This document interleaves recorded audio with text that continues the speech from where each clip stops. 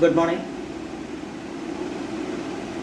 This video uh, analyze a topic that has been discussed in my column, Kerala economy, and the column is in English, and the column link is provided below this video, and the video giving introduction in English to the column Kerala economy is also attached on the right hand side of rather left hand side of this video. So let's go straight into the topic.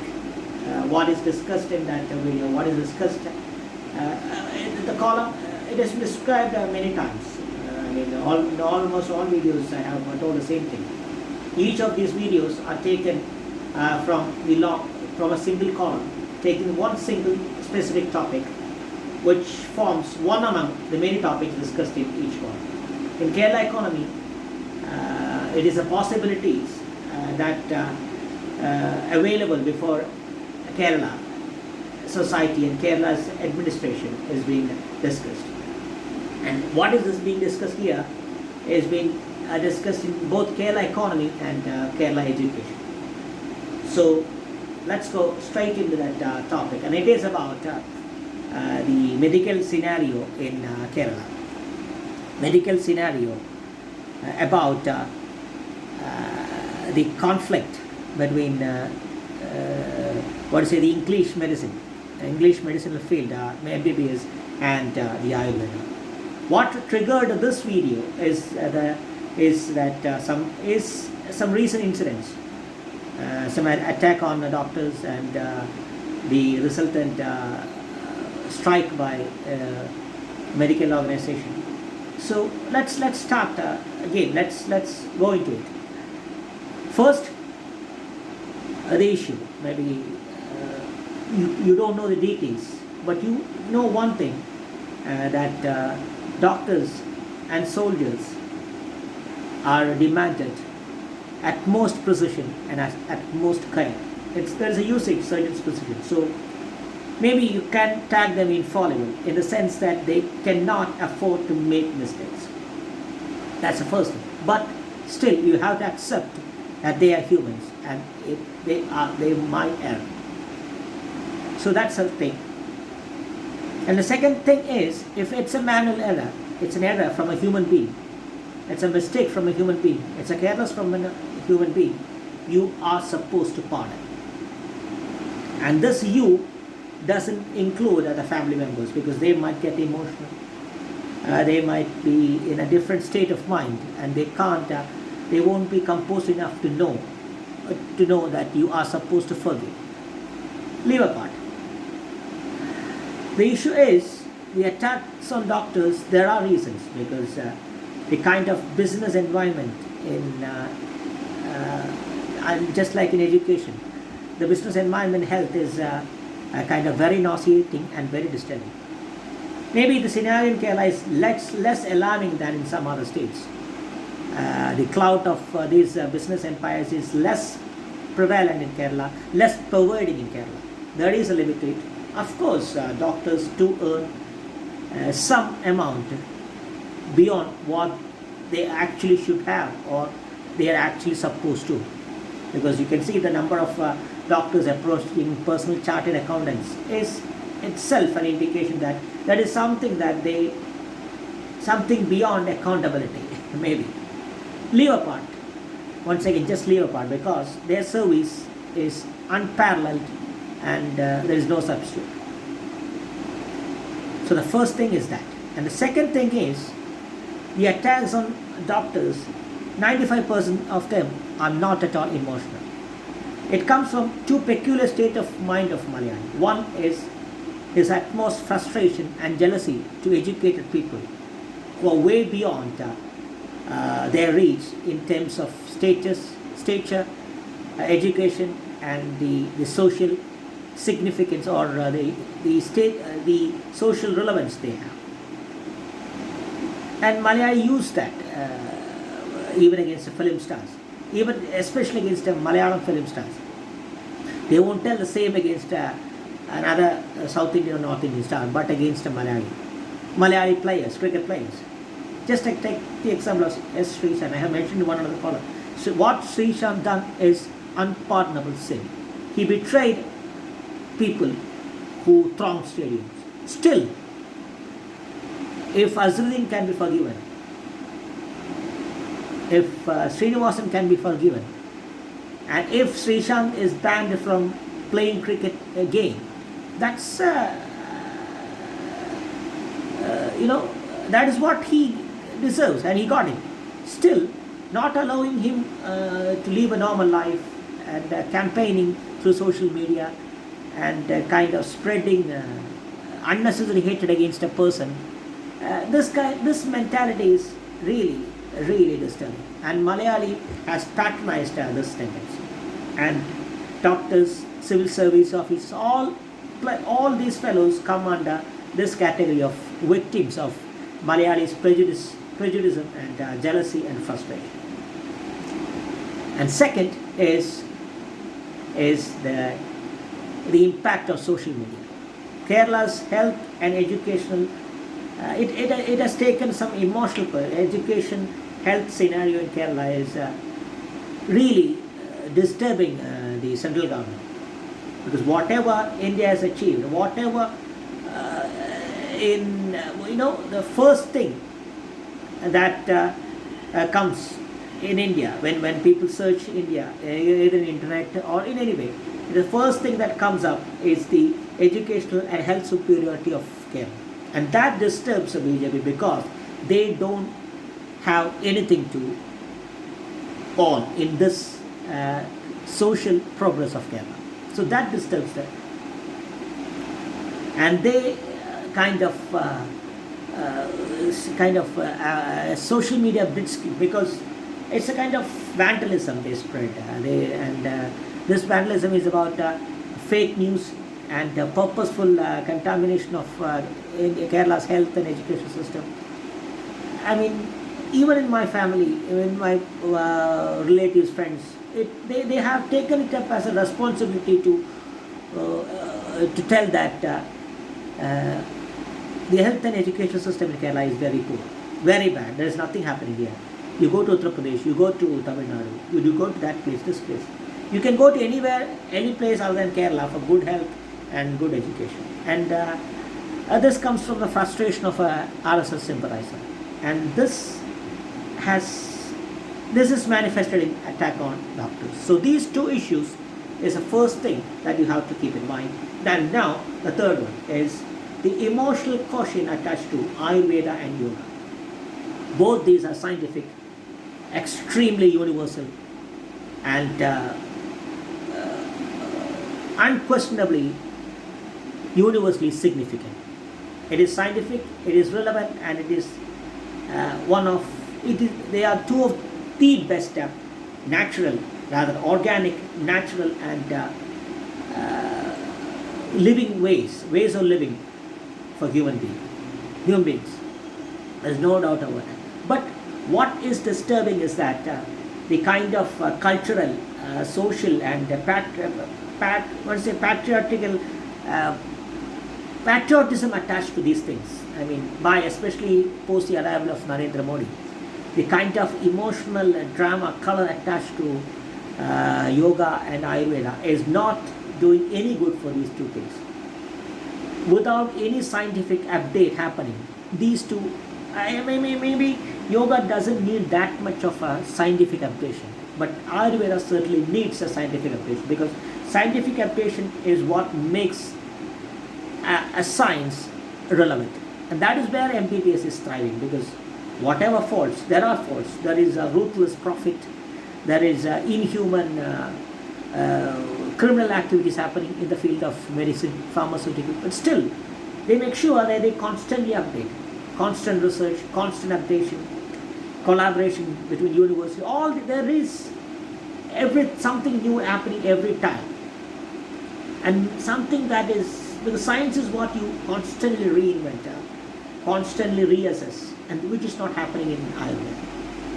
Ayurveda is also all about people, brilliant doctors who knew the pulse of nature, who knew the pulse of herbs, forest, and that is not here. That is not available forest is not available, herbs not available, and these kind of doctors not available. So what are you getting at? How can you promote Ayurveda without protecting its space?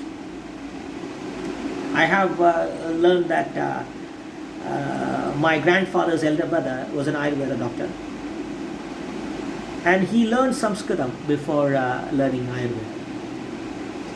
Because it's, and that maybe this Sanskrit makes it patriotical for RSS, but it's not patriotism, it's not culture, because these Sanskrit books have some rare knowledge, and he had that great sense of, I haven't seen him, he had that great sense of earth, great sense of nature, great sense of people, great sense of compassion. And that sense of compassion is what medicine demands. It's not patriotism, it's not culture, it's not tradition, it's not emotional attachment. It is a constant updation through scientific means that makes science relevant. And that is not happening. And without making that happen, kind of a volatile promotion through in an emotional realm is absolute stupidity, it's absolute crap. And what brings to this topic is that it's time Kerala took a different path, because the education, it has been discussed in this education, Kerala education column, the bubble of the number of the lack of the lack of proportion, the lack of proportion between demand and supply of engineers. It has been discussed. It has been discussed in the column Kerala education, because number of engineering colleges is what is produced more engineers than what is actually needed, and even these engineers, they are not the best preferred options by the best companies. Most of them are underskilled or maybe lacking the capacity and innovation that actually required. So what you see is that too many engineers chasing too few engineering jobs, and where this ends up is in banks, the bank exams, IBPS exams. You don't see a commerce graduate. You just see, when you open a bank, you would see more engineers in a bank, in a commercial bank, than in an engineering college or engineering lab. What makes this peculiar scenario is that lack of employment opportunity, or oversupply of something, or even this oversupply, even if it is an undersupply, what is supplied lacks the true quality that it deserves. So this scenario is the same that is happening in Ayurveda. There is no scientific updation happening in Ayurveda, and there is a lack of erosion of glamour attached to this profession. And both this makes, at least Ayurveda has its own credibility and relevance in Kerala than other states, because many other states consider it as one of these Siddha Unani things.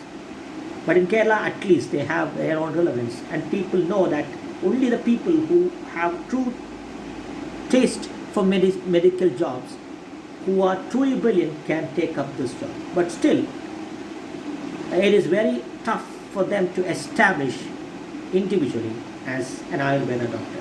And that is where the issue starts. There is an issue starts, and it's also the solution also starts. It's not an issue if you think that it's a solution. Well, as the great quote says, a famous quote, as that quote goes, as the saying goes, it is opportunity disguised as adversity. In the very same way, unemployed or overproduced Ayurveda doctors finds it hard to compete. And the allopathic scenario is maybe something that is burning. The number of doctors, number of hospitals, they don't actually match the necessities of or the demand that arising from the change in lifestyle of Malayali. From the food that he take to the road transport system, there is too much pressure, and the doctors, hospitals that she needs is much more than what she actually has. Number of doctors, number of hospitals, it's far too small than what it actually requires. So that is where this mismatch is where the opportunity starts. It is a position from where the opportunity starts. That is where the demand, as when you say in economics, the demand here picks up. The demand for Ayurveda doctor picks up here. It has to pick up because this mismatch can be balanced by. It's not that I don't know the syllabus. I don't know anything about these things. I don't know whether they can do surgery. And what I'm telling is that let's start with a basic thing, elementary thing. As always, as Kerala does in everything, the elementary thing. From first aids to emergency attention, a first aid centers of Ayurveda doctors with modern technology attached, maybe with the assistant, maybe a collaboration along with an allopathic hospital or allopathic doctor, it can bring a lot of change in the mindset of people from the mindset of people to the dignity of an Ayurveda doctor.